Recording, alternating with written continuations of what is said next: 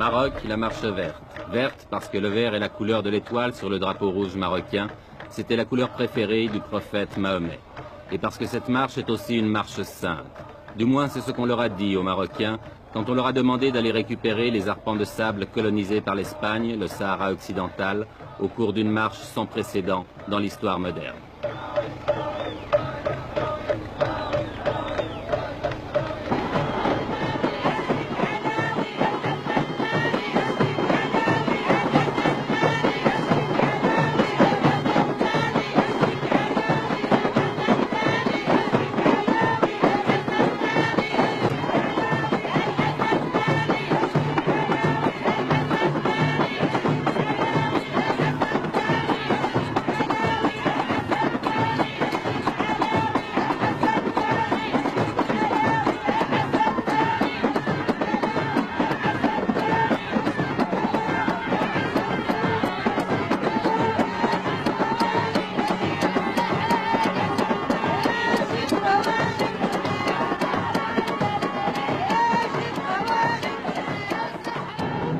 Un homme a eu l'idée de cette marche, à moins que quelqu'un la lui ait suggérée, une idée politiquement géniale, même si on peut la critiquer, et cet homme, le voici, il a 46 ans, c'est le roi du Maroc, Hassan II.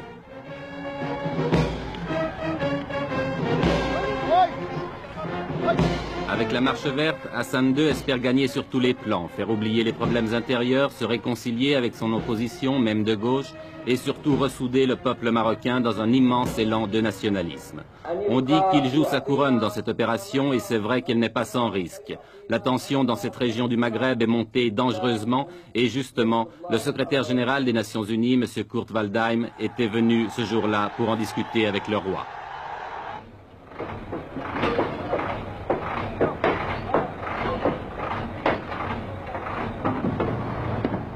Mais au-delà des coulisses de la diplomatie, la marche verte a été lancée. L'armée et la police, l'administration civile contribuent à sa réalisation. C'est presque la totalité des moyens de transport du pays qui ont été mobilisés, trains, autocars et camions rassemblés à Marrakech, devenue la capitale du grand départ.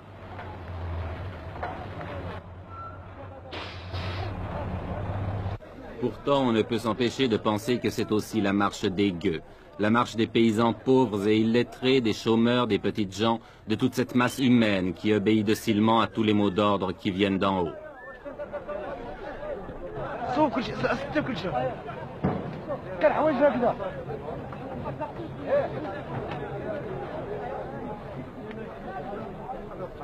Le roi avait demandé 350 000 volontaires. Ils ont été presque le double à s'inscrire. Pour beaucoup, c'était l'occasion de faire pour la première fois de leur vie un grand voyage ou de voir la mer, bref, presque des vacances offertes et organisées par Sa Majesté.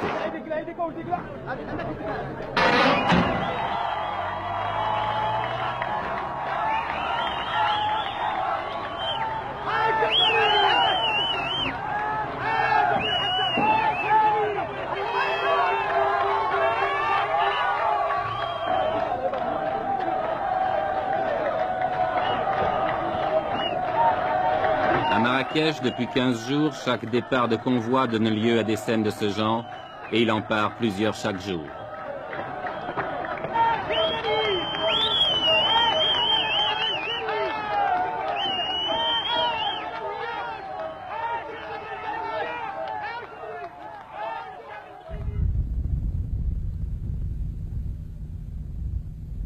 Ils sont partis de toutes les régions du pays, de toutes les provinces. Ceux qui venaient du nord ont parcouru plus de 2000 kilomètres, entassés par paquets de 50 sur chaque camion.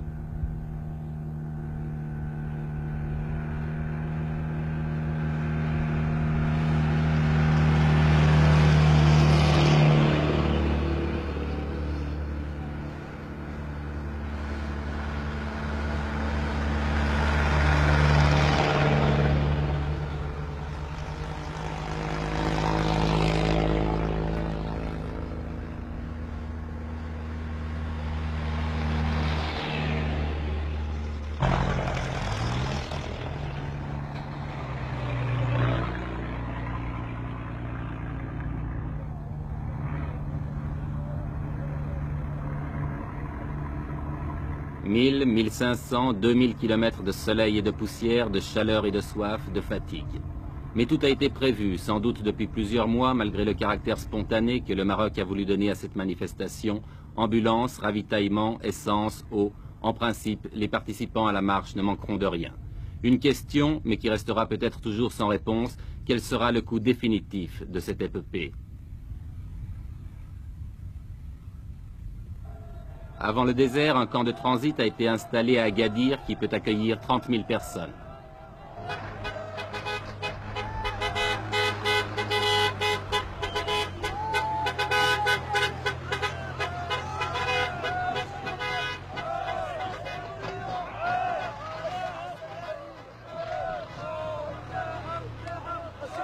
Vous venez d'où? De la province de Taza.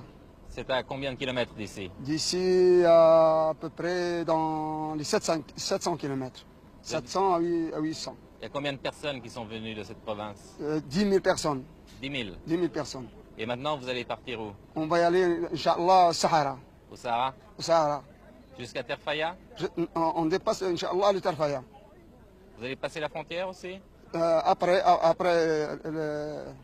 le discours de Sa Majesté, on va, Inch'Allah, jusqu'à la capitale, Laayoune. Vous allez traverser à Laayoune? Oui. Sahara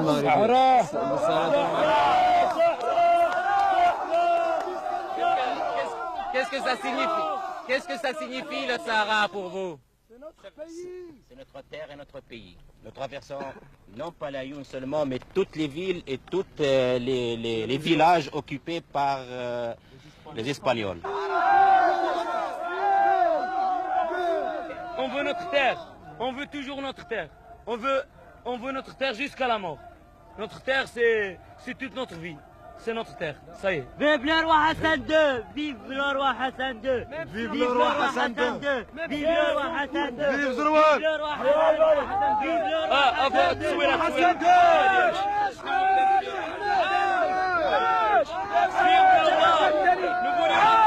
عاش الملك! عاش الملك! عاش الملك! الجهاد الجهاد اصبر يا تخوي البلاد الجهاد الجهاد اصبر يا تخوي البلاد الجهاد الجهاد اصبر يا تخوي البلاد الجهاد الجهاد اصبر يا تخوي البلاد الجهاد الجهاد اصبر يا تخوي البلاد الجهاد الجهاد. Cela fait plus de 2 semaines maintenant que les premiers convois ont pris la route du sud. Plus de 2 semaines de délire qui confine au fanatisme. Plus de 2 semaines que le Maroc vit dans la fièvre. Tout cela pour quelques milliers de tonnes de phosphate, vous demanderez-vous? Non, pas seulement. Tout cela aussi, du moins aux yeux du peuple, au nom du roi et de Dieu, si Dieu le veut, Inch'Allah.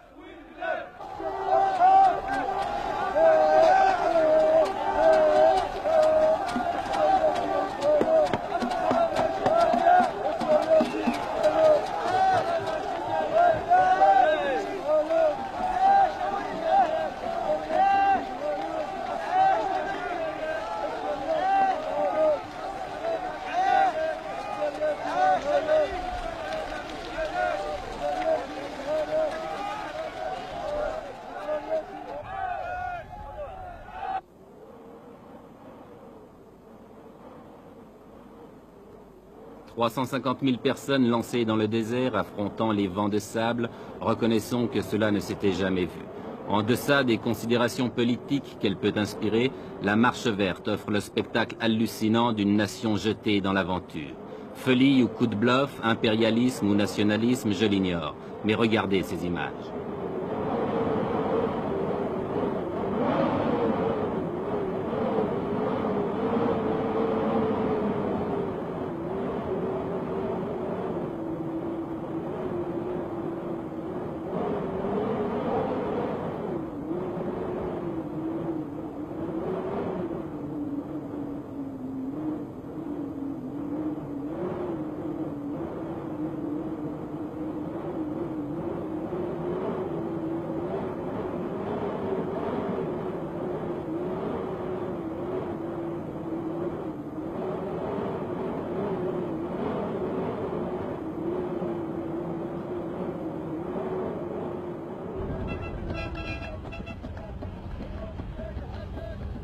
350 000 personnes dans le désert, cela signifie 10 000. Oui, vous avez bien compris, 10 000 camions. En une journée, ce sont 5 convois comme celui-ci que nous avons rencontré sur la route. Par mesure de sécurité et pour éviter un trop grand désordre, tous les arrêts s'effectuent en dehors des localités.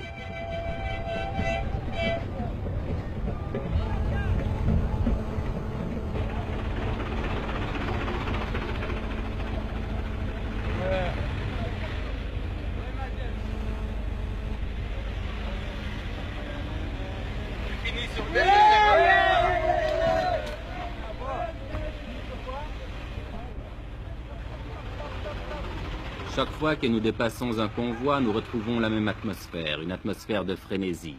Et chaque fois aussi que nous interrogeons les gens, ils nous font les mêmes réponses. Écoutez. Jusqu'où vous allez? Sahara. Pourquoi vous ne laissez pas le peuple sahraoui s'autodéterminer, choisir lui-même? Parce que le peuple sahraoui est sous la domination du roi. Comme vous dites, c'est... Sahara, c'est à nous. Non. Pour être juste, les Sahara nous ont sauvés. Et les Sahraouis, ce sont des Marocains pour vous? Oui, c'est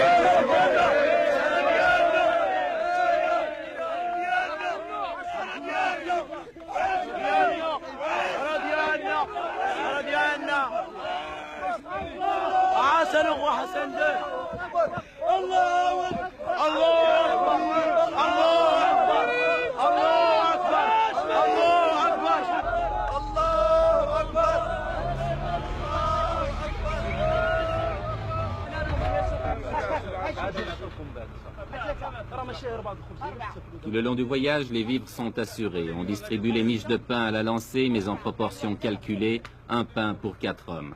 Le convoi se ravitaille donc, puis reprend la route.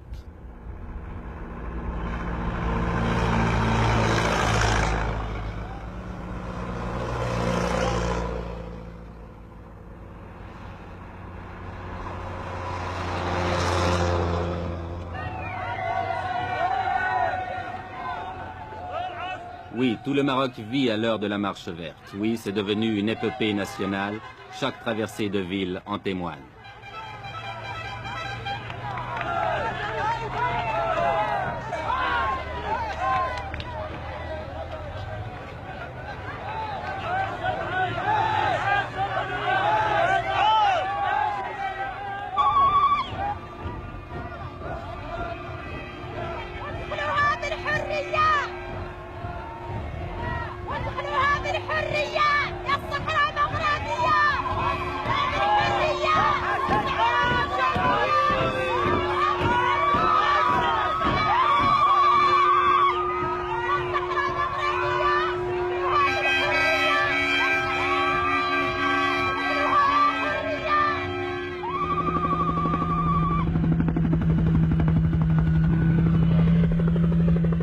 C'est l'arrivée à l'extrême sud du Maroc, à côté d'une petite bourgade perdue dans le désert, où avait atterri autrefois l'avion de Saint-Exupéry, Tarfaya. Tarfaya qui est maintenant devenu un gigantesque camp, dernière étape de la marche verte avant la traversée de la frontière qui délimite le Sahara espagnol.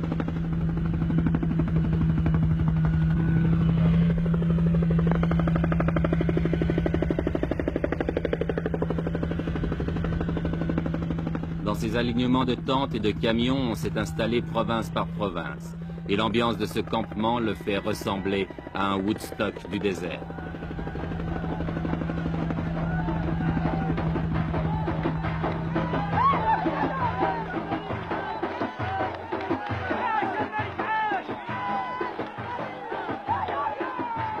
Car c'est tous les jours la fête, organisée ou pas. Ici, c'est la fête parce que le Khaïd, le maire de Tarfaya, est venu rendre visite à ses innombrables voisins. Lui qui vivait seul ou presque dans son bled oublié au fond des sables, que doit-il penser de ce fantastique rassemblement ?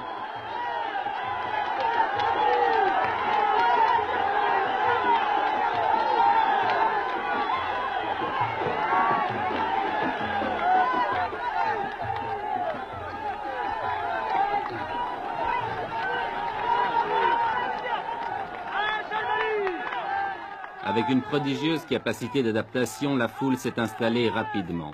On a nettoyé le sol des cailloux pour en faire des clôtures, on a dressé des tentes de fortune, et il ne reste plus qu'à tuer le temps en attendant l'ordre du roi pour se remettre en marche vers les terres spoliées.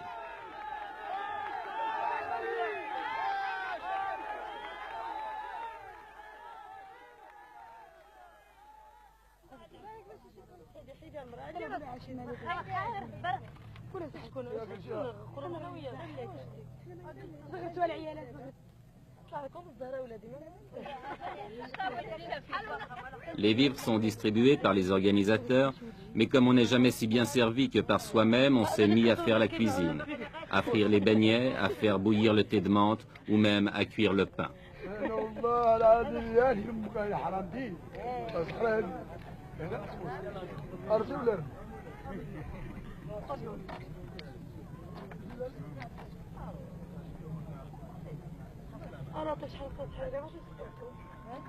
Ici et là, les 1001 petites occupations de la vie quotidienne.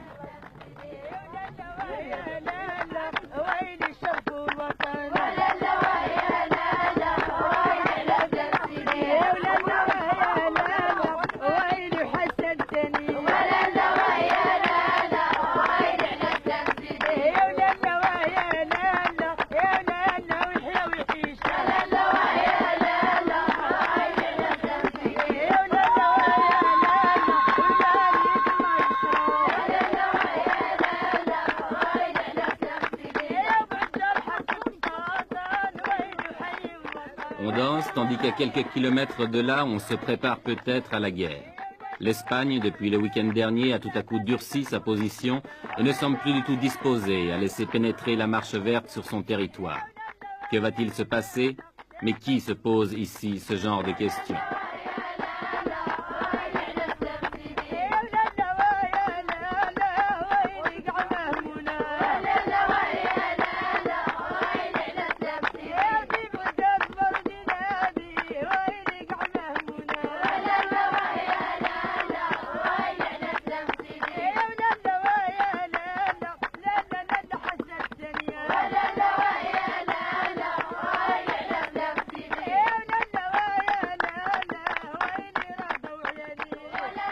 La marche verte n'a pas encore franchi la frontière, mais on ne voit pas comment elle pourrait maintenant s'arrêter, car ce qui est sûr, c'est qu'elle a dépassé le point de non-retour.